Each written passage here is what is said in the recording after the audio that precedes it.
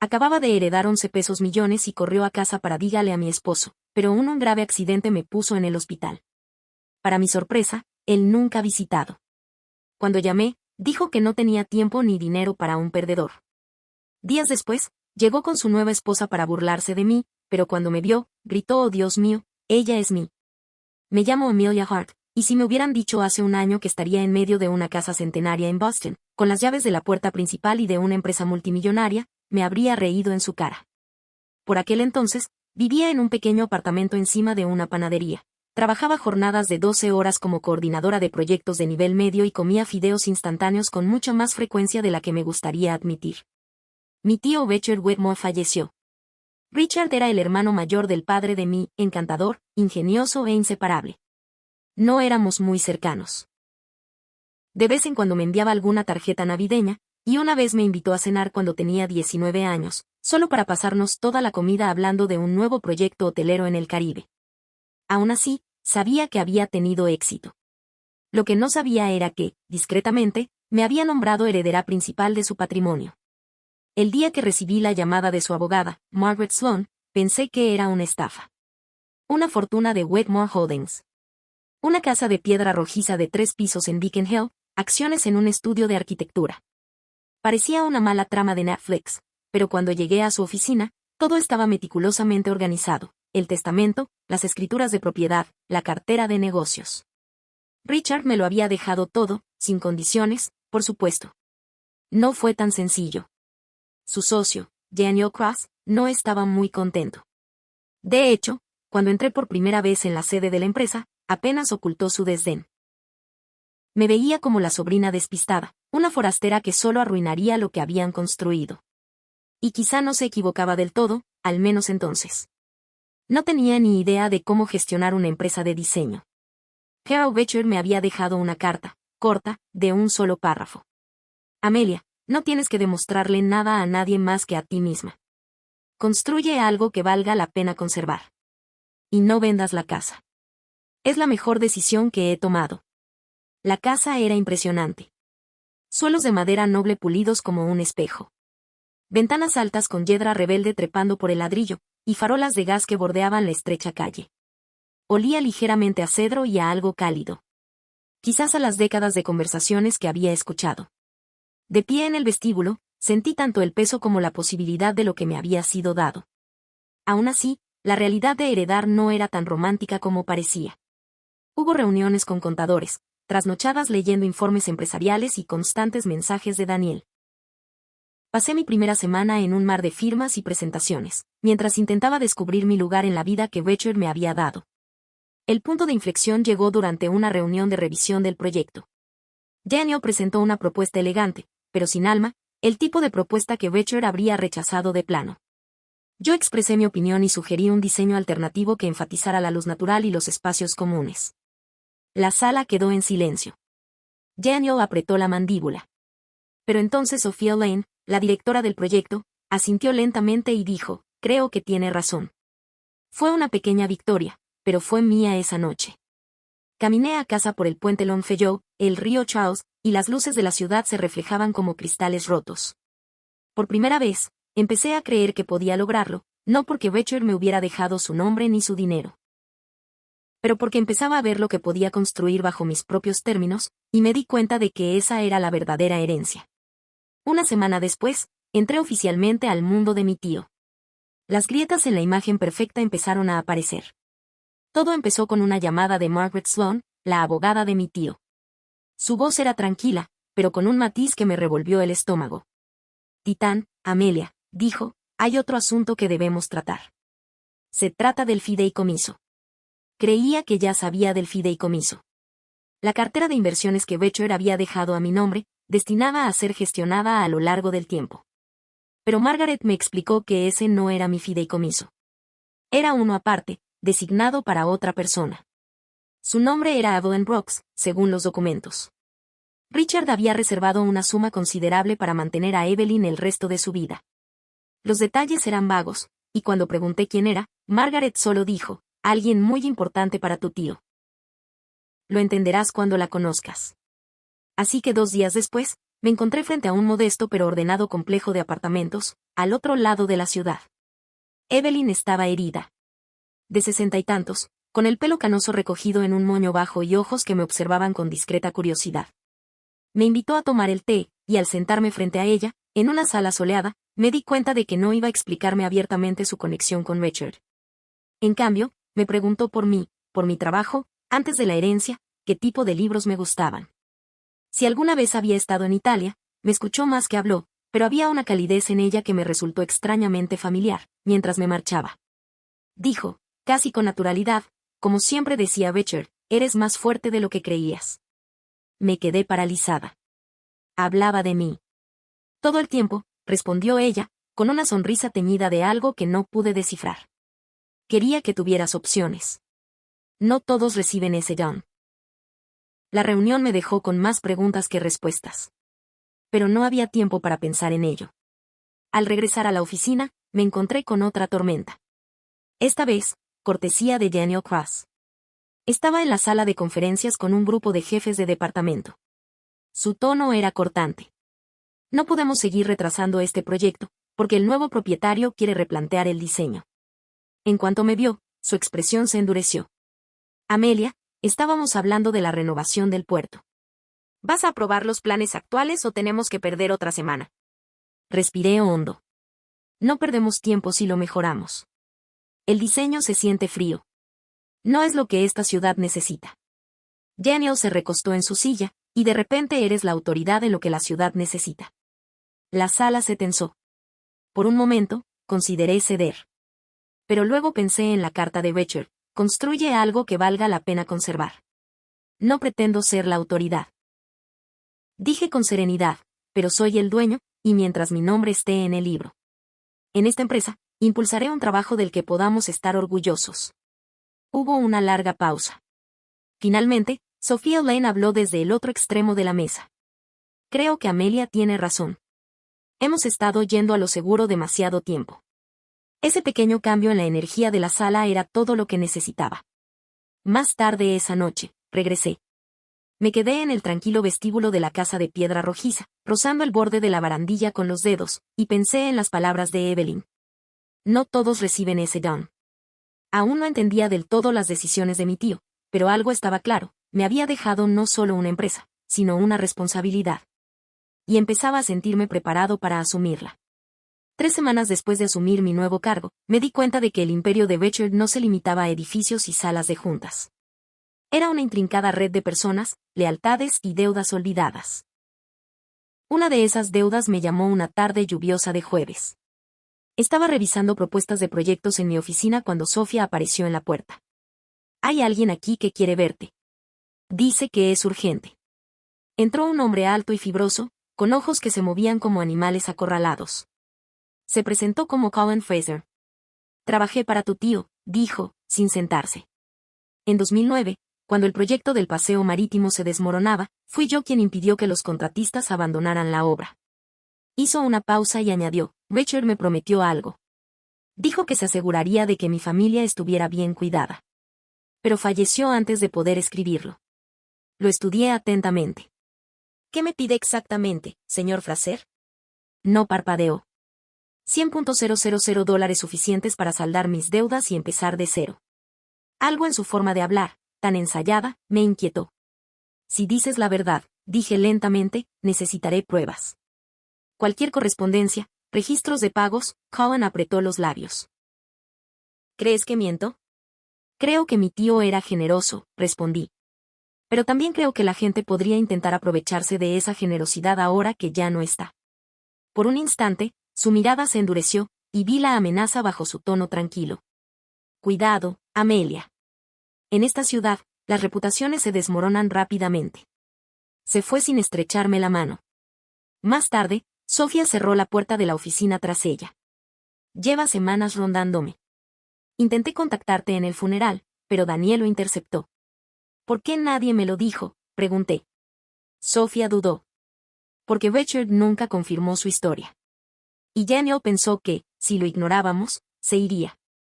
Me quedé mirando la lluvia, que rayaba la ventana. Por alguna razón, dudaba que Colin Fraser fuera a alguna parte. Esa noche, buscando un poco de tranquilidad, caminé a lo largo de la biblioteca de Brownstone. La presencia de Beecher estaba en todas partes. Las sillas de cuero desgastadas, el ligero aroma a papel viejo y cedro. Estaba a punto de subir las escaleras cuando una hoja suelta me llamó la atención. Escondida entre las páginas de un grueso libro de contabilidad. Era una nota manuscrita con la pulcra caligrafía de Beecher. Colin es arriesgado, pero leal en el momento oportuno. Nunca olvides que la desesperación de un hombre puede convertirlo en aliado o en amenaza. Doblé la nota y la guardé en mi bolsillo. No respondió a mis preguntas, pero me dijo una cosa. Beecher había visto los defectos de Colin y aún así lo conservaba. Al día siguiente, decidí confrontar a Daniel. Estaba en su oficina, inclinado sobre los planos. Has estado investigando a quienes intentaron contactarme. Lo dije sin preámbulos, Daniel no lo negó. Sí, porque la mitad quiere dinero. Y la otra mitad, influencia. Colin es peligroso. No se lo des. ¿Cómo es peligroso? Daniel dudó. Tiene amigos en lugares que preferiríamos no cruzar. Y suficiente información sucia sobre proyectos pasados como para causar problemas si quiere. Salí de su oficina con más inquietud que al entrar. Beecher claramente había lidiado con este tipo de situaciones. Sin pestañear. Yo, en cambio, me sentía como si estuviera en la cuerda floja, sin red de seguridad. Pero una cosa se volvía más clara con cada día que pasaba. Si quería sobrevivir en el mundo de mi tío, tendría que aprender a leer a la gente. No solo sus palabras, sino también las sombras que llevaban consigo. No esperaba que la mañana empezara con tensión, pero así fue. Al entrar en la sala de conferencias, vi a Mako sentado a la cabecera de la mesa. Su expresión era cautelosa. Su mirada se posó en mí. Y supe al instante que esta no iba a ser una conversación fácil. Lena, empezó. Su voz, firme, pero con un deje de irritación. Tenemos que hablar de la decisión que tomaste ayer. Respiré hondo, manteniendo la calma. Si te refieres a aprobar el diseño final sin otra reunión, lo mantengo. Se nos estaba acabando el tiempo. Se recostó en su silla, tamborileando ligeramente con los dedos sobre la mesa. Te saltaste el protocolo. No se trataba de protocolo. Respondí que se trataba de cumplir con el plazo que nos comprometimos, y funcionó. Por un momento, solo se oyó el zumbido del aire acondicionado entre nosotros. Finalmente, Mako negó con la cabeza, casi con incredulidad. Últimamente estás diferente. Más decidido. Más, dudó. Independiente. Le permití una leve sonrisa. No está mal, ¿verdad? Antes de que pudiera responder, Nora, una de nuestras ingenieras senior, entró con una amplia sonrisa. Nos miró a ambos, percibiendo claramente la tensión, pero sabiamente decidió no hacer comentarios. Aquí está el informe de progreso actualizado, dijo, colocándolo frente a mí. Gracias, Nora, dije, agradecida por la interrupción. Después de la reunión, salí para despejarme. El aire otoñal era fresco y olía ligeramente a sexo. Las castañas asadas de un vendedor cercano me hicieron detenerme. Hace un año, momentos como este se sentían pesados a cada paso. Cada decisión estaba lastrada por el miedo a la aprobación de alguien. Ahora, empezaba a comprender lo que significaba seguir adelante sin necesidad de permiso. De vuelta en mi escritorio, encontré un correo electrónico de Evelyn. Había estado callada últimamente, y me preocupaba que aún estuviera pasando apuros después de la mudanza. Su mensaje fue breve. Pero era reconfortante que hubiera encontrado una nueva librería favorita, y el dueño siempre le guardaba una mesa en un rincón. Adjunté una foto de un sillón de cuero desgastado junto a una ventana, con la luz del sol derramándose por el suelo. Le respondí, diciéndole lo orgullosa que estaba de ella por crear un espacio que se sentía como un hogar. Para ambas, este año había sido de aprendizaje, de valernos por nosotras mismas. Esa misma tarde, tuve una llamada con nuestro equipo de diseño en Seattle. Al terminar la reunión, uno de ellos bromeó sobre mi nueva costumbre de rechazar funciones demasiado complicadas. Te has vuelto agresivo, rieron, simplemente concentrados. Lo corregí con una sonrisa. Esa noche, caminé a casa en lugar de tomar el tren. Las luces de la ciudad se difuminaban en el aire fresco de la tarde, y pensé en lo lejos que había llegado desde aquellos primeros meses inestables en los que cada decisión parecía como caminar por la cuerda floja. Ya no necesitaba la aprobación de Mako, ni para mi trabajo ni para mi valía. Al llegar a mi apartamento, Me preparé una taza de té y abrí la puerta del balcón. La calle de abajo estaba tranquila, salvo por el suave zumbido de los coches que pasaban. Dentro de mi camisa, se llenaban libros, plantas y fotos enmarcadas. Fragmentos de una vida que yo mismo había construido. Me senté, con el té en la mano, sintiendo el ritmo constante de mi propia respiración. El pensamiento llegó suave pero firmemente. No voy a esperar a que nadie decida. Si pertenezco aquí, ya lo soy. La semana siguiente, empezó con una sorpresa. Estaba revisando el cronograma de un proyecto cuando Nora apareció en la puerta de mi oficina con un sobre. Esto acaba de llegar para ti, dijo, entregándoselo. No tenía remitente, pero la letra me resultaba familiar, la de Evelyn. Dentro había una hoja de papel grueso doblada. Lo desdoblé con cuidado y leí su breve nota. Lena, pensé que te podría gustar. Me recordó a ti. Dentro había una pequeña postal con la imagen de una figura solitaria de pie en un acantilado, mientras el viento tiraba de su abrigo. El cielo era infinito, pintado en tonos dorados intensos. La miré fijamente un buen rato antes de fijarla. Lo puse en el tablero de corcho sobre mi escritorio y el resto del día transcurrió rápidamente. Mako mantenía la distancia durante las reuniones, aunque notaba sus miradas cuando yo expresaba mis ideas. Era como si intentara evaluar si esta nueva versión de mí era temporal o permanente a media tarde. Recibí una invitación de su calendario, una conversación individual, mañana a las 10.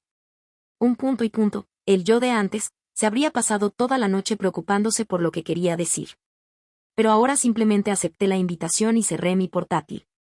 Esa noche llamé a Evelyn. Se le veía más tranquila que en semanas. Me he unido a un grupo semanal de poesía en la librería, dijo. Incluso leí uno de mis textos anoche. No pude ocultar mi sonrisa. ¡Qué increíble, Evie! Estoy orgulloso de ti. Incluso feliz. Después de colgar, pensé en cómo ambos nos habíamos visto obligados a convertirnos en nuevas versiones de nosotros mismos. No lo planeamos, pero quizá así funciona Grok, no pide permiso. A la mañana siguiente llegué temprano a mi reunión con Mako. Ya estaba sentado, con un café en la mano. Lena, empezó. Para ser sincero, no estaba seguro de cómo afrontar tu decisión la semana pasada, pero lo he estado pensando. Y tenías razón. Al cliente le encantó el diseño. Cumplimos el plazo. Y ahora me doy cuenta de que mi vacilación se debía más al control que al proceso. Era raro que admitiera su culpa. Asentí, manteniendo un tono sereno. Te agradezco que lo digas. Mi objetivo no es ignorarte. Mi misión es seguir adelante. Soltó una breve carcajada. No eres la misma persona que eras hace un año. Espero que no, respondí. Más tarde ese día, Nora volvió a pasar. ¿Sabes? Dijo en voz baja. Cuando empezaste a hablar en las reuniones, la gente no sabía cómo tomarlo. Pero ahora me escuchan. Es inspirador. Sus palabras me quedaron grabadas. Ya no se trataba solo de ganarse el respeto de Michaels. Se trataba de demostrarle a todo el equipo que podían asumir la responsabilidad. Esa noche, pasé junto al mismo vendedor ambulante de castañas asadas. El olor era cálido y reconfortante, recordándome la postal que Evelyn me había enviado. Compré una bolsita y comí unas cuantas mientras caminaba a casa, pensando en cómo los pequeños gestos pueden ayudarte a sentirte mejor cuando la vida se siente incierta. De vuelta en mi apartamento, miré la postal en mi escritorio. La figura en el acantilado ya no parecía solitaria. Parecían listos, y yo también. La semana posterior a mi conversación con Michael se sintió extrañamente tranquila. No porque la carga de trabajo se hubiera aliviado, sino porque finalmente sentí que estaba al mando. El martes por la mañana, recibí un correo electrónico inesperado de una antigua clienta. La señora Patel había trabajado con nosotros en un proyecto el año pasado, pero no había sabido nada de ella desde entonces. Hola, Lena, espero que estés bien. Estoy lanzando una nueva empresa y me encantaría trabajar contigo, especialmente contigo. ¿Podríamos vernos la semana que viene? Tu énfasis en ti me hizo reflexionar. Hace un año, solo era un engranaje silencioso, siguiendo las instrucciones de otros. Ahora, los clientes me llamaban por mi nombre. Esa tarde, durante un descanso, le conté a Nora sobre el correo electrónico. Ella sonrió. Mira, la gente se da cuenta cuando te pones a hablar con tu propia voz. Sonreí, pero una parte de mí estaba nerviosa. El éxito significaba visibilidad, y la visibilidad significaba más expectativas. No estaba segura de estar lista para todo aquello. Más tarde ese mismo día, recibí una llamada de Evelyn. Su voz transmitía esa silenciosa emoción que estaba empezando a despertar. Si la escuchas más a menudo, no creerás lo que pasó, dijo. Una de las mujeres de mi grupo de poesía quiere colaborar en un pequeño libro de nuestros poemas. Nada grande, solo impresión local. Pero dije que sí. Claro que sí. Dije, reclinándome en la silla, qué increíble. Estás construyendo algo nuevo para ti. Guardó silencio un segundo. Sabes, Lena, las dos estamos haciendo eso. Es aterrador, pero creo que debería hacerlo. El resto de la semana pasó rápido. La actitud de Mako hacia mí siguió cambiando, ya no era demasiado cálida, pero tampoco desdeñosa. En la reunión del jueves, cuando uno de los asociados más nuevos dudó en proponer una idea, Mako se volvió hacia mí y me dijo, Lena, has estado impulsando enfoques más audaces. ¿Qué opinas? Noté que Nora me miró con una pequeña sonrisa de orgullo. Esa noche, después de que todos salieran de la oficina, me quedé para preparar M. Me impactó lo diferente que me sentía, cuánto control tenía. Me encargué de mi trabajo. Cuando finalmente, la ciudad quedó envuelta en esa suave luz dorada, justo antes del anochecer. El aire olía ligeramente a lluvia, aunque el cielo estaba despejado mientras caminaba a casa. Pasé por una pequeña galería de arte que nunca antes había visto. Algo en el escaparate me llamó la atención. Una pintura de un mar abierto, olas que se curvaban hacia la orilla, un solo barco. Abriéndolas paso, me quedé allí un rato, pensando en cuánto reflejaba esa imagen mi vida, aún navegando en aguas turbulentas, pero avanzando con determinación. Ese fin de semana, volví a llamar a Evelyn. Hablamos de su proyecto de libro, del correo electrónico de la señora Patel, de cómo el cambio, cuando dejas de resistirte, puede convertirse en algo casi hermoso. Antes de colgar, Evelyn dijo, Lena, creo que por fin estamos aprendiendo a vivir sin esperar el permiso de nadie. Miré la postal clavada sobre mi escritorio, la figura en el acantilado, con el viento en el pelo, y sonreí. Sí, dije, creo que sí. Llegó el día de mi reunión con la señora Patel, pero no era una reunión con un cliente cualquiera, fue un punto de inflexión. Al entrar en la cafetería, me recibió con cariño. He estado siguiendo tu trabajo últimamente, Lena. Has desarrollado tu propio estilo. Por eso te quería. Sus palabras se asentaron en mí como la luz del sol sobre la piel fría. Hablamos de su nuevo proyecto, intercambiando ideas con un ritmo que parecía natural. Para cuando nos dimos la mano, supe que había conseguido el proyecto no por mi empresa, sino por mí. De regreso a la oficina, pensé en lo diferente que me sentía de la mujer que se sentaba en silencio en las reuniones, con miedo de hablar. Ahora, no solo ocupaba espacio, sino que lo moldeaba. Esa noche, Evelyn me llamó. Pude oír la sonrisa en su voz incluso antes de que hablara. La poesía, los libros, Lena, ya tenemos fecha de lanzamiento. Por un momento, ninguna de las dos dijo nada. No lo necesitábamos. Ambos sabíamos que no se trataba solo de trabajo o arte, sino de elegirnos finalmente después de colgar. Me senté junto a la ventana, viendo cómo las luces de la ciudad se encendían una a una. Un recuerdo afloró, mi primer día en este apartamento, sintiéndome pequeño e inseguro, preguntándome si había tomado las decisiones correctas. Ahora, la respuesta era clara. La vida no se había vuelto fácil de repente. Aún tenía dudas, plazos y gente difícil con la que enfrentarme. Pero ya no vivía según las reglas de nadie. Había recuperado mi voz, mi trabajo, mi rumbo, antes de irme a dormir. Tomé la postal de mi escritorio, la de la figura al borde del acantilado, y la pegué en la parte interior de la puerta de mi casa. Así, cada vez que salía, me iba. Recordé que el viento es fuerte, las olas impredecibles, pero sigo aquí, avanzando, y eso es suficiente.